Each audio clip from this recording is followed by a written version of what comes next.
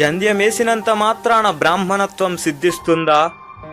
టోపీ ధరించినంత మాత్రాన ఇస్లాం సారం వంట పట్టినట్టేనా? ఎదపై శీలువ వ్రేలాడదీసుకున్నంత మాత్రాన క్రీస్తు మార్గంలో నడుస్తున్నట్టేనా?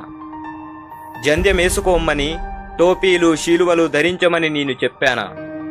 నేను మిమ్మల్ని మీకోసం ప్రకృతిని సృష్టిస్తే మీరు ఇష్టానుసారం కుల మతాలను సృష్టించుకొని చంపుకుంటూ చివరికి నా కోసమే అని సమర్థించుకుంటారా?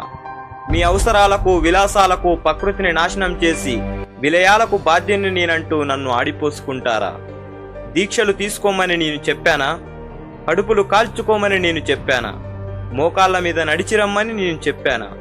మీలో ఉన్న నన్ను కనుగొనలేక గుళ్ళల్లో, మసీదుల్లో, చర్చుల్లో వెతుకుతున్నారు. మీ తల్లిదండ్రులలో నన్ను చూసుకోమని చెప్పాను, చెప్పింది మాత్రం చెయ్యరు. ఆకలన్నవానికి పిడికడు ముద్ద పెట్టలేరు, కానీ హుండీలో కోట్ల రూపాయలు గుమ్మరిస్తారు. మీరిచ్చే కాగితపు నోట్లు నాకు అవసరమా? మీరు సృష్టించుకున్న కాగితాలకిస్తున్నంత విలువ మానవ సంబంధాలకు ఇవ్వడం మర్చిపోయారు. ఎప్పటికైనా మీరు నా దగ్గరికి రావలసిన వారే అన్న స్పృహ లేకుండా బ్రతుకుతున్నారు. చనిపోయిన తర్వాత మిమ్మల్ని చుట్టే వస్త్రానికి జేబులుండవు.